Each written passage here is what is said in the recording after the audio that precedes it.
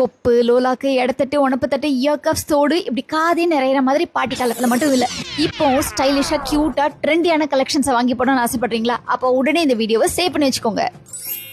ஆமாங்க, கொப்பனா நம்ம அப்பத்த காலத்துல வேர் பண்ண மாதிரி பிளெயின் கோல்ட்ல சிம்பிளா ஓல்டு ஃபேஷன்டா ட்ரெடிஷனலா தான் இருக்கும்னு யார் சொன்னாங்க?